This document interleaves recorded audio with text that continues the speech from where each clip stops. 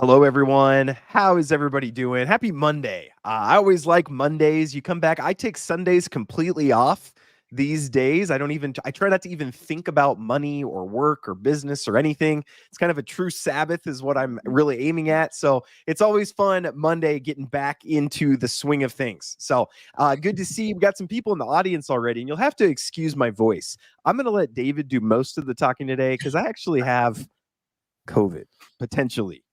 We're waiting on test results, but so you can be praying for me and for my health. My kids, they all have it. My wife, of course, chose the week that we all had COVID. She went out of town to visit her sister, and then we all got COVID. So that's been a lot of fun. So hello to Dane. Hello to Funny Turo. Hello to Dr. Dave. What I need from you in the audience as we get going here, please hit the like button. And then question of the day is, I just want to hear, what income streams are you guys excited about right now? They don't have to be new ones. They can be old ones that we've just been, plugging away at for months and months and months. Hey, we got Michael Kaufman here as well. Good to see you, brother. Thanks for joining as well. But let me know in the comments, what is your favorite income stream? If you had to be most excited about an income stream right now, what would it be? And we're going to get this answer from Dr. David here in a little bit as well. But let me know in the comments. So, Dr. David, welcome to the channel. You and me talk a lot, but you don't talk with my audience that much. So, wanted to bring you on and just kind of talk through what you got going on. So, let's start with introductions. Can you give us a little blurb about yourself and tell us a little bit of your story? Yeah, absolutely. I'm in my 40s. I won't say how far into the 40s, but basically since I was 17, I've been in occupations where people shot at me. And, fresh out of high school, that's the way it was. And so now I'm really enjoying the passive income streams where it's a little safer. Not completely, but a little bit. Yeah, just a little bit, right? We get some fire from time to time here as well. So can you tell us a little bit about your story? Again, I like to bring people on the channel and just hear stories about people and how they got to where they're at. So I'm going to leave it up to you just to kind of tell as little or as much as you would like to, but tell us a little bit about your story, how you got into passive income. Tell us a little about that. Okay, yeah. Basically, I've come from a long line of entrepreneurs, and so never wanted somebody else telling me what to do. That's why I joined the Marines, right? And so went there and had somebody telling me every minute what to do. And so I was excited to get out of the military after about 20 years between military and federal service, and went back to school, got my doctorate in counseling. And so I have a doctorate in counseling. I like to tell people I went from fixing bodies to messing with people's minds. And so now the passive income streams, though, what really put me on that path, I've got 5 kids, and I enjoy spending time with the kids. I mean, every day at the end of the day, I do my gratitude journal, and almost every single time it's something I do with the kids, whether it was wrestling in the basement and putting the beat down on one of them, even my daughter, or just going outside and throwing football or hiking in the woods, playing with snakes, whatever. And so I want more time with the kids. That's what I want the most. Okay. Can I ask you, was it hard for you to make the jump? Do you have a 9-to-5 right now, or are you doing completely other stuff, or what are you doing right now? Yeah, I'm completely me. Contracts, all the passive income streams, doing a lot of stuff behind the scenes over at Pi at Passive Income Engines. And so it all keeps me busy enough. I don't need a boss. Okay, absolutely. So can you tell us a little bit about that jump? I think that's a jump a lot of people have a hard time making, is from normal person to a passive income person, where you don't have this paycheck coming in. It's a very different way of living. But can you tell us a little bit about, was that a difficult jump for you? How did your wife and your kids respond? Or tell us a little bit about that transition there. No, it wasn't that difficult. I did it before I got married. And so that eased so much of the difficulty. I mean, had I waited to try this after a wife and kids, I could see how that would not have gone as well. It would have been so much tougher. But coming out of the government system, working for the government, so much bureaucracy and wasted time, wasted work hours. I was so tired of it that when I made that jump, it wasn't a transition. It was more of an evacuation. That's a really good way to word it. Let me know in the comments who can relate to that, an evacuation from the 9-to-5 life. So Well, I know people are mostly wanting to hear about your passive income streams and what you're currently doing for that. But I also want to talk about red team goals. Maybe before we get to the passive income streams, we're going to leave that as a teaser. Stay tuned. But tell us a little bit about red team goals, because again, you and me, we're working pretty closely on Pi. And I've had some people ask me, hey, what's this red team goals? And I'm like, you know what? Embarrassingly enough, I don't really know. So tell us a little bit about this, what you're doing here. Yeah, red team goals is kind of the one of my active income streams. It's one of those things that I'll probably never give up, even if passive stuff took over. Red team goals is kind of all my multiple streams of income, and the biggest one being prepping. I help people. I consult with people and groups in prepping, and because that's where most of my background is, in the military and homeland security. And so I help people get set up for zombies, wildfires, teaching first aid to families, pretty much everything that keeps people safe, from everything from aliens to zombies, A to Z. And that's just something that's so much fun for me. And it literally saves lives. And so that's something I'll never give up. And that's what Red Team Goals is. I mean, it's everything from the simplest of providing publications, do it yourself kind of stuff, to the point where I actually will fly somewhere and help people during a disaster. And so it's a lot of fun. Okay, I love this. So was this the first thing that you did when you were jumping into being your own boss, or did you do some other things before this, or was this kind of like the staple, the first thing you did? Kind of. The very, very, very first thing I did was teaching Red Cross for the CPR, teaching CPR for the Red Cross. A long time ago. It was like straight out of the Marines, and I started doing that. And I kind of just took contracts and took classes when I wanted to, and that was my first taste of, wow, I can manage my own schedule and I can do it well. Okay, that's awesome. I love this story. Can you kind of tell people? I think there's a lot of entrepreneurs in my audience, or people who want to be entrepreneurs. Can you kind of talk about how did you put this together? Did you just kind of think through, here's what I'm kind of good at, here's some of the skills I have? How did you turn that into an income stream? Like, what was the process of doing that? It was books and printables. The thing is, I mean, my time in the military and in the medical field, we dealt with more paper than patients. It's a sad thing to say, but all that paper, all those forms, all those guidebooks, everything, I thought, I got to find a way to make money off this stuff. It's here. To be honest with you, most of it was public domain, and so I could do whatever I wanted to with it. And so I just figured out ways to monetize that and turn something that was not completely passive, but a tiny little bit of work, and I could turn it into 20 different income streams. Okay, so it was basically you just learned things, whether it be through experience or books. And then, as is natural, I think for everybody, but for entrepreneurs in particular, when you learn something that's impacted you pretty greatly, there's like this bug in you that really wants to share it with other people. Michael Kaufman, he does the trading on my channel sometimes, and he's the same way. Like, he learned this great system for trading, and he's like, hey, I want to share this with other people. And then a lot of times income streams just come out of that. So I think you highlight really well. I tell my audience a lot of times is figure out what you're good at and or what you're passionate about. And hopefully those two coincide, something you're good at or have knowledge in and you're passionate about it. And usually that's where there is a potential revenue stream. So I really love that. Yeah.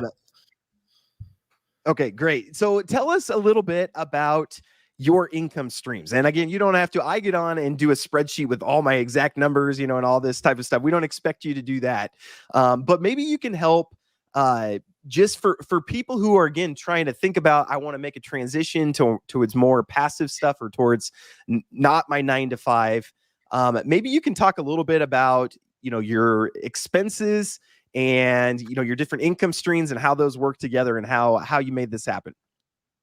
Okay, yeah, no problem. I mean, printables is top of my list. Number one, because it's the most fun for me. It's what deals with the gifts that God gave me. And the trick is finding ways to make it as passive as possible. And so I kind of look at it from terms of copy, paste, repeat. And so a form, a book, a manual I've written or I come across or something I can license from somebody, I will take it and I will publish that thing everywhere. I'll not only publish it, but I'll break it apart and publish pieces of it. I'll design a course around it. I mean, that's my biggest income stream is books, printables, things like that. Okay. Can you tell us more about that? Like, what kind of books are you doing, and how much work do you put into them? And you don't have to give us all your secret sauce, but tell us a little bit about what you're doing there. Oh yeah, that's no problem. Tell you what, I'll use one of my most recent ones as an example. There's the old Perfect. publication, The Strangest Secret from Earl Nightingale. And so it's an old book. It's not public domain, so I can't republish that. But I designed a challenge off of it. I've been listening to it every day. And it's a 30-minute recording.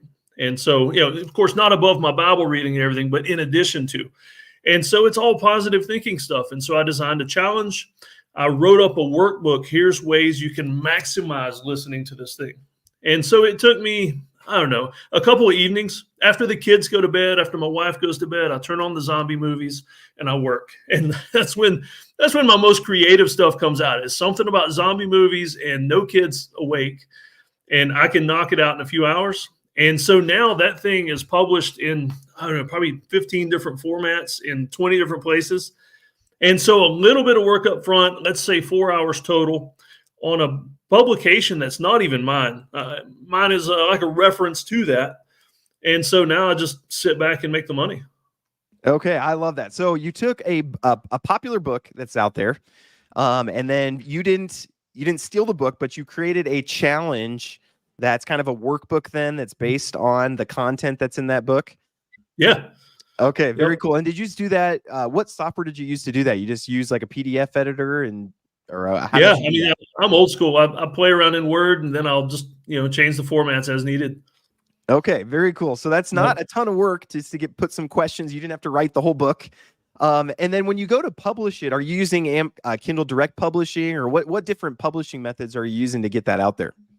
Yeah, I mean, I go on KDP, Kindle Direct Publishing, and from there, it's easy to do it. Kindle, paperback, hardback. I mean, the Amazon hardbacks are pretty amazing. Those are big sellers.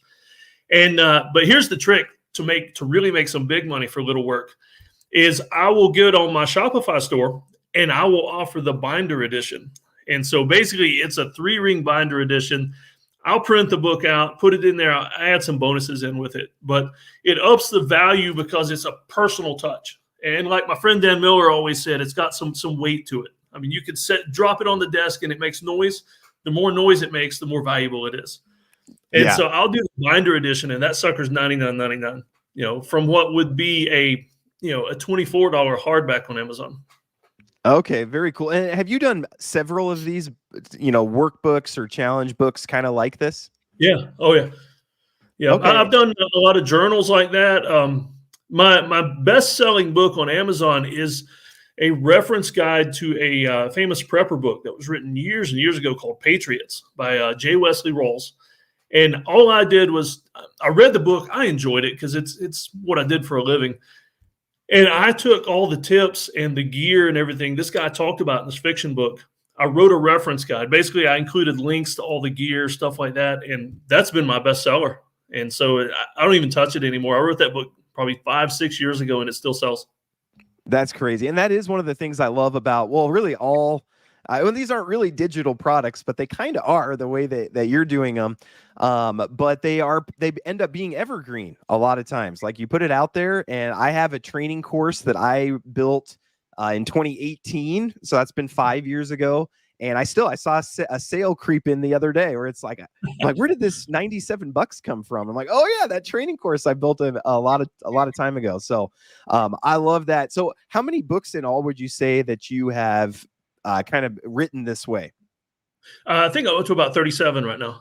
Oh, wow. Okay. So you've done quite a bit. And then how often would you say that these books flop versus do really well versus kind of so-so?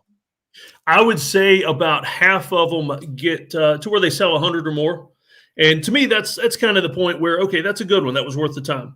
Under 100, I mean, they're so fast to write that it's like you can throw them against the wall. And if they work, they work. If not, they may make a sale here and there.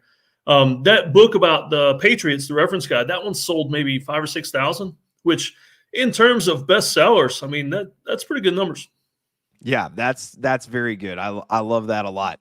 Can you give kind of a range for people of, your complete flops? I'm sure you've had some that have made $0.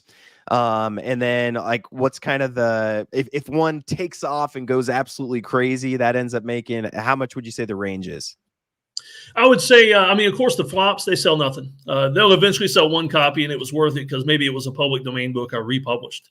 The best ones, I mean, in the middle, I've got some books, like some travel books I've written about trips I've made, mountain climbing and things like that. And those, if it sells 100 copies, which, you know, I'm happy with that. But to be honest with you, a lot of them sell under that. But it doesn't take much to break even on Amazon. And then it's out there evergreen. Yeah, absolutely. I think it would be amazing for you to teach people how to do this, because writing 37 of them is, you know, you've probably learned a lot of the tricks of the trade about, you know, can you tell us a little bit about how you decide which one to do? Like if somebody in the audience is like, hey, I want to try this, how do you pick like what the next one you're going to do is? Yeah. Okay. It's not necessarily a good ROI tactic, but I pick ones that I enjoy doing. And that way, I mean, I enjoy reading, I enjoy writing. To be honest with you, sometimes I'll write things simply because it's a good tax deduction on something I want to buy and read anyway. And so it goes into that. And so like my travel books, I journal a lot, and I was doing the Strangest Secret Challenge. I read prepper books. It's an easy one for me to just slide those right on in. And to be perfectly honest with you, the passion projects have sold more. I mean, I've got a farm here right now. We bought a 5-acre farm, and I wrote a book about victory gardens. I mean, the old victory gardens from the 40s. And so I snagged this public domain document that was out there. I changed it, updated it to the 21st century. And it's all stuff I'm doing here on the farm anyway. And so I had to read it anyway. I'm doing the work. And so why not just write a book? And that one's selling maybe 20 or 30 copies a month. And so that's not bad. Okay. Yeah, no, that's amazing. And again, if you get 37 of these, you know, even if it makes, you know, $10 a day, $20 a day or whatever, you get enough of those, that can be a pretty significant side piece there. Michael Coppin says, host a workshop and I'll be there. Yeah. Is this, I should probably know this. I'll ask, like, I already know the answer to this, but is this something that you teach people in passive income engines how to do? It is. Yeah. I've got videos in there about how to do this on multiple platforms, actually. Okay. Because I mean, Amazon's not the only one. Okay, I think we should have you back at some point just to walk people through, like maybe even help them live and people can ask questions as they're going, but like get your first book published on Kindle, KDP. Yeah. No, that would be fun. Okay, awesome. Let's do that. See, I'm glad we did this because this is one thing I am not good at. That I've done one video on like making journals on KDP, and I made a journal. I think I sold 7 of them. So, you know, that's not terrible, but it's kind of a flop. But again, I didn't put hardly any work into it. I use this software called BookBolt. I don't know if you're familiar with that, but it basically lets you create journals really easily. So stay tuned, audience. We will get Dr. David back on for a KDP workshop here sometime. That'd be amazing. So you got these Amazon Kindle books. What else do you have income stream wise that is contributing to you pretty greatly? Okay, so my most passive project is the NFT projects within passive income streams. That's because I was actually looking at all my income and it's like, yeah, that's a little bit passive. That's not passive. But this one, though, with the NFTs, you buy an NFT, somebody else is investing the money. I mean, you can't do better than that. Yeah, absolutely. Can you tell us a little bit about the food truck NFT? Can you tell us a little bit about the different NFTs that are available in passive income engines? Oh, yeah. And the guy that's managing the project, he's been really fast to pivot because, I mean, you know, the DeFi space, it's like if you wake up and your money's still there, it's good. But don't plan on it being there. So if you're getting in the DeFi space, I have fun with it, though. So I use play money there. And so he's invested some of these NFT projects into Street Vendor Wars, which version 1 went down. There's supposed to be a version 2 coming up. He had some invested in the War and Finance project, which that's gone down.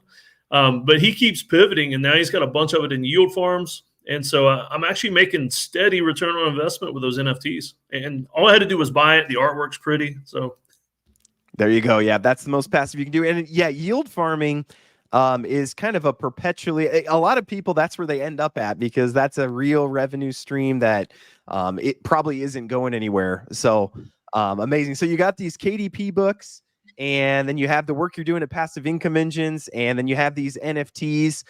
Is that enough for you for your budget, or do you have other things that you're doing as well? No, I made a top 5 list. I mean, Oh, wow. Okay. I've got probably 30 or 40 streams of income that pay, good money to pennies.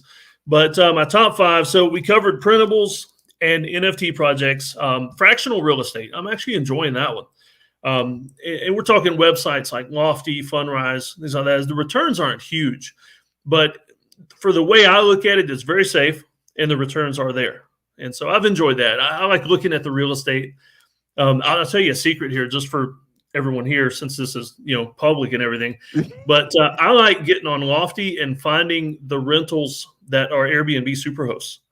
That's kind of been my strategy so far. And so, not financial advice. If all those flake on you, then I didn't tell you to do it. But that's just my personal strategy. Okay, I love that. So fractional real estate. Actually, I'm having a company on in either next week or in 2 weeks, but it's called Fractional, and we're going to focus specifically on fractional real estate. And I'm with you. Like the returns on Fundrise, for example, you're not going to see probably more than 15% a year, maybe, or whatever. But as we found, 15% a year is better than negative 100%, which is what we see on a lot of the. A lot of things we see. Oh, this month I got 8. This month I got 12. This month I got 15. This month I got negative 100. And so a consistent 15 will do a lot better than that. So we've got the printables. We got the NFTs. We've got the fractional real estate. That's 3. We got 2 more in your top 5. Yeah. I'm going to kick it old school with one that everybody thinks is mostly dead, but affiliate income. I post affiliates everywhere.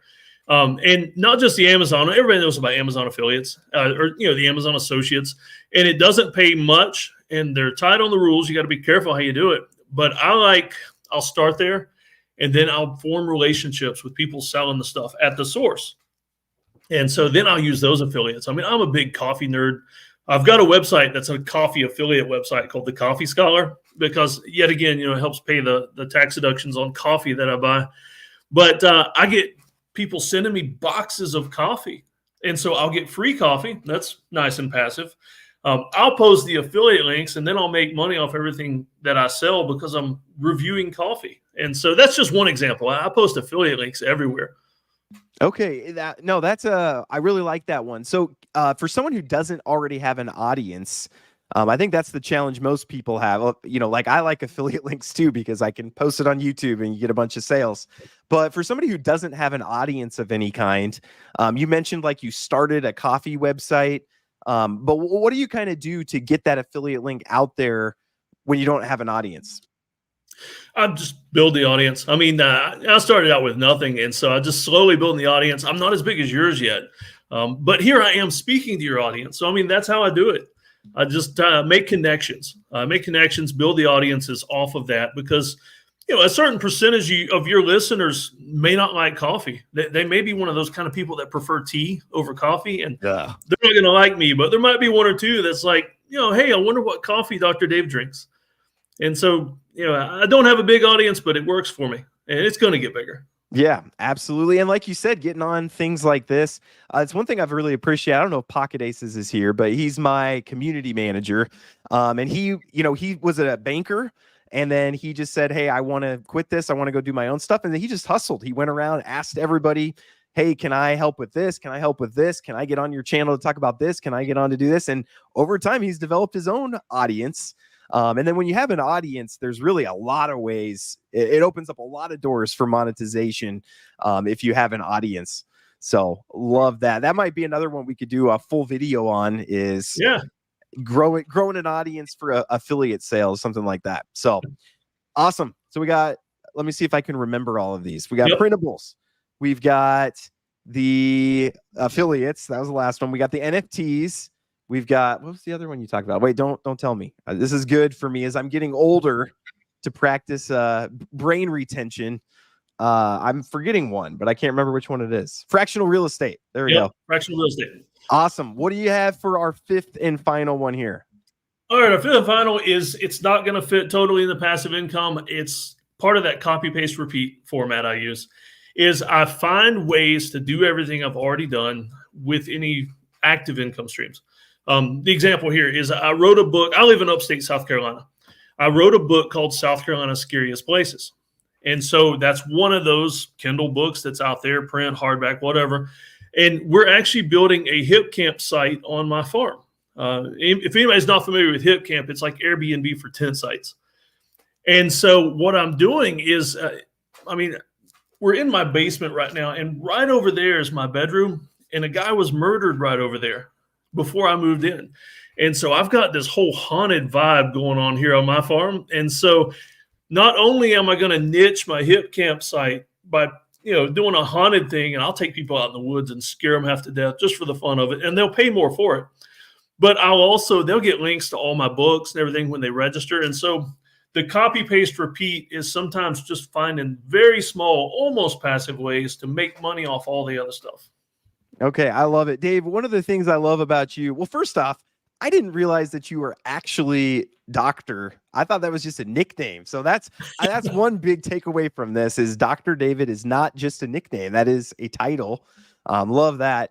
But how do you, what advice would you give to someone who wants to be an entrepreneur, but is not yet thinking like an entrepreneur? Because one of the things I love about you is you're always thinking like an entrepreneur. Like, how can I turn this into an income stream? How can I provide more value from this? How can I take this one thing I did and spread it out to 10 different income streams? So what advice would you give somebody who doesn't think that way naturally, to try and help them get started on their entrepreneurial journey?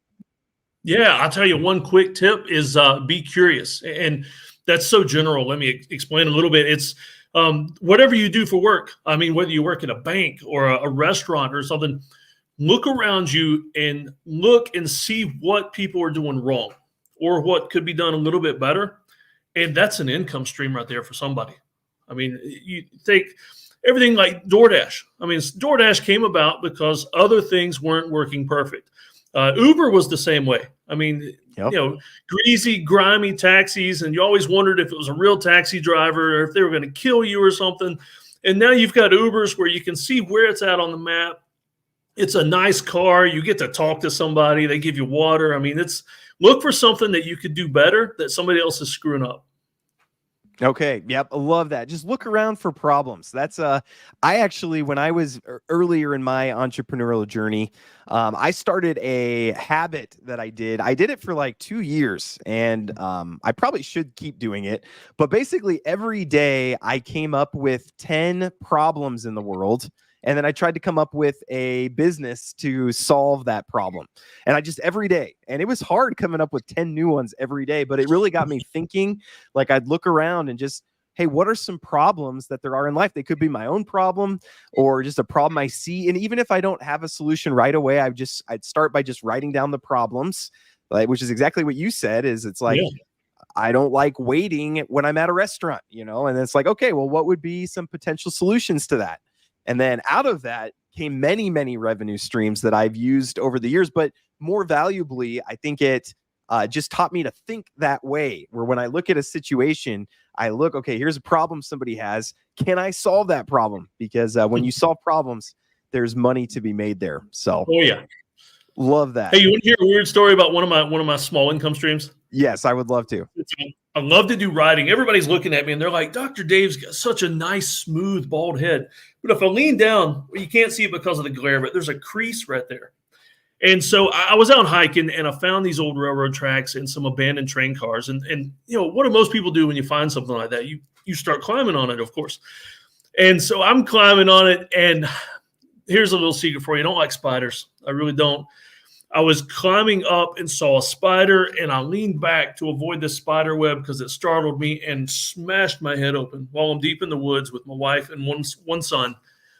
And so, 17 stitches and one busted artery later, I'm in the ER getting stitched up.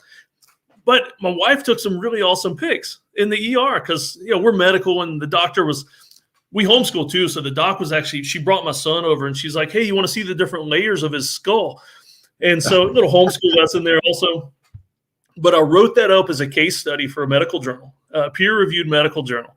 And with my pics, it's like, there's this really nice pic of me smiling with my head busted wide open and everything. And so I made a few $100 off of that, off an experience that most people, it would just ruin their day. For me, it's like, oh, how can I make money off me almost bleeding to death in the woods?